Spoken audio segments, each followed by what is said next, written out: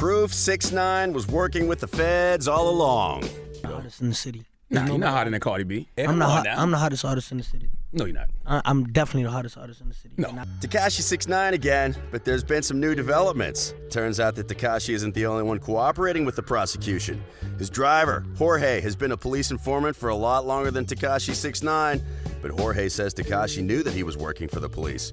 Welcome to Lime Report. Thanks so much for tuning in. Today we're explaining the theory that Tekashi was working with the federal government a lot longer than he has previously admitted. Don't forget to leave a like, subscribe, and comment keyword informant for a chance at our weekly $100 Amazon gift card giveaway. If you win, we'll send you a direct message. Without any further delay, let's get into this new development. Make sure to watch until the end. You won't want to miss a thing. Tekashi's former personal driver is named Jorge Rivera. Rivera also took the stand in federal court this past week as a chief witness to many of the crimes carried out by Tekashi's former criminal association, the 9 Trey Gangsta Bloods. On the stand, he said that he was arrested for living in the country undocumented by ICE before he entered Tekashi's employ. While he was in ICE custody, he was approached by agents that spoke to him about becoming a paid police informant against the 9 Trey Gangsta Bloods. He agreed in exchange for not being deported, and after he was released, he became Tekashi's personal driver. With him an astonishing amount of time, and usually when he and his crew were getting up to no good. Jorge had a camera installed that recorded the inside of the car at all times, as well as one on the hood facing forwards. The camera on the inside of the car is where the video footage used in court comes from that depicts the robbery of Tekashi's at the hands of the 2 defendants that decided to stand trial rather than take a plea deal. Let's take a look at some of his actual testimony. Question: Mr. Rivera, I want to switch gears now. What is your immigration status? Did there come a time where you were arrested by ICE? Rivera: Yes. Question: While you were detained, did you speak with law enforcement about cooperating? Yes. Question: Mr. Rivera, when you were released, did you start driving for Mr. Hernandez again? Yes. Question: As a confidential informant? Yes. Mr. Rivera, on July 22, 2018, there was a camera installed in that Chevrolet Tahoe? Now he's referring to the kidnapping and robbery that occurred last year. Answer: Yes. Question: Was it recording? Answer: Yes. Then they played the video of the incident. If you haven't seen the video, be sure to check it out. It's very dramatic and matches both Tekashi's and Jorge's testimony. Jorge went on to describe how he believed that Tekashi knew he was an informant for the police. Question: Did you ever advise Tekashi that you were cooperating with law enforcement? Rivera: No. Question: Did you ever come to believe that Tekashi suspected you of cooperating? Rivera: Yes, toward the end. If Tekashi 6ix9ine knew there was an investigation going on into his group, the 9 Treys, then why wouldn't he do something about it?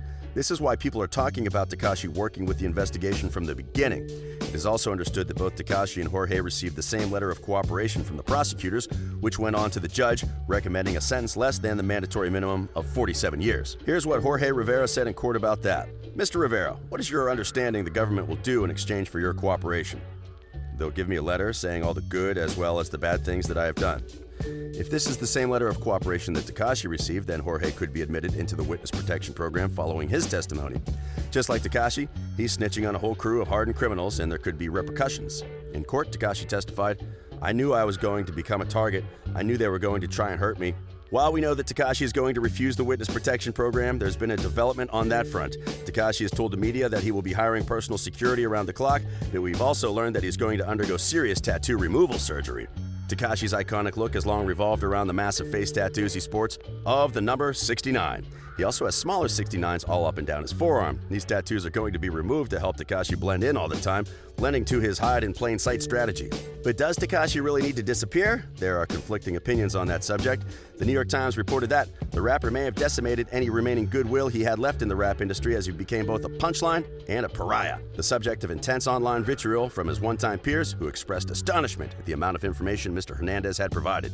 Artists including Snoop Dogg, Future, and Lil Durk shared memes or pointed words denouncing 6ix9ine as a snitch. With Meek Mill writing, message of the day, don't be an internet gangsta, be yourself.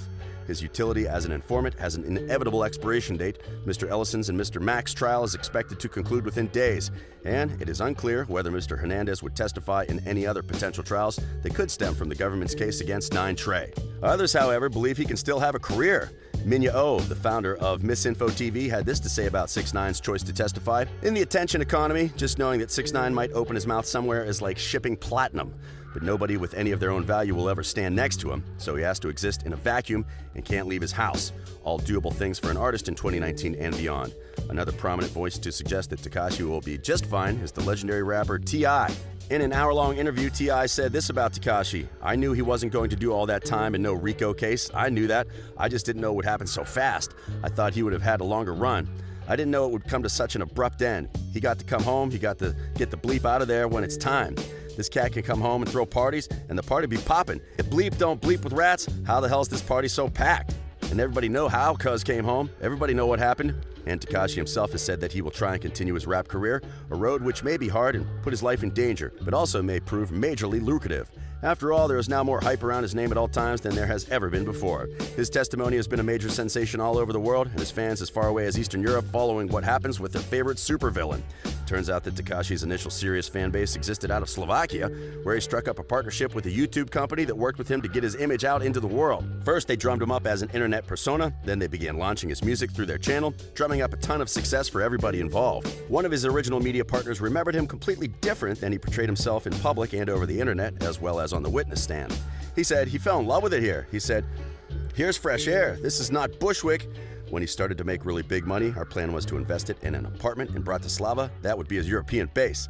The first time he came here, he didn't have socks. He didn't have underwear. He'd come to my apartment and ask me, "Do you have some boxers I can wear?" That night we went to the mall just shopping for underwear. We know him as the guy sitting quietly, eating fruit. It's really hard to believe those charges. It's kind of a whole different guy. I don't know if something changed in the US when he started making money and posting pictures with big money. I told him, "Hey bro, maybe keep calm.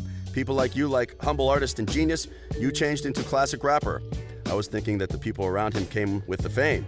They will be for a few weeks, a few months, and they'll go away. Here in Europe, it was visible it had a good influence on him. He was acting differently, in a good way.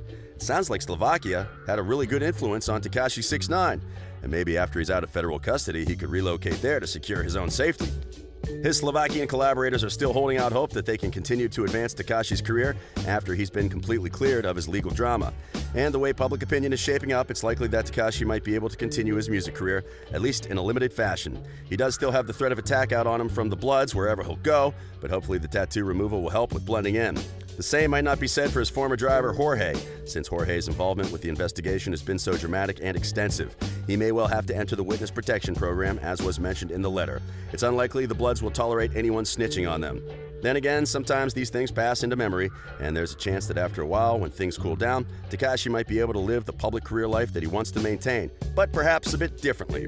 He won't have so many distinctive tattoos after all. A former FBI official commented on Tekashi's case saying, "Despite how connected we are and the appetite for social media content in this country, there are places where, if this kid gets a haircut and wears normal clothes, no one would know or care who he is." So maybe after all, Tekashi will find a way out of all the danger he's put himself in, and just maybe his music career will go onwards and upwards. What do you think about all of this? Do you think he has a musical future? Do you think he was cooperating with Jorge, his driver, to continue the investigation? Do you think he's actually the persona he appears to be? How expensive will it be to remove those tattoos? Give us all your thoughts in the comments section below, because we'd love to hear them.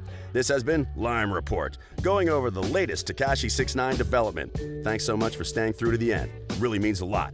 And don't forget to leave a like, subscribe, and comment keyword informant for a chance at our weekly $100 Amazon gift card giveaway. Make sure to hit that notification bell so you never miss an update on the things that matter most to you.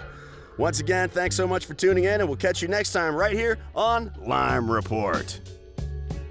But like I was always that kid, like everyone was hyped to see me in school, but they was like, "Yo, this kid's good." I'll leave. I'm like, "Y'all got my sneakers." I'll leave. Once I leave, he leave. You know what I'm saying? So am I lying? not yet, but you be hating. You know what I'm saying? No, it's not hating. Cause his tape about to come out. So funny. This kid is the class clown. Like he's literally the life of the party. But like I was never anything he wanted to say, he could have said to me. This is what people don't understand. So I guess it was a situation where he was like, "Nah, like 1,000 copies." I swear to God. I will say this, number one. Man right here. Fly, like, you know what I'm saying? I was always clean, but I didn't have nothing new. Like at that time, like, there's a situation we gotta address in private before we make it public. Oh, so you wanted to have a comment? You right? Hell yeah. My man. Hold on, wait. Let me ask you. You're from Brooklyn, right? Yeah. True Religion. Remember the True Religion? Okay.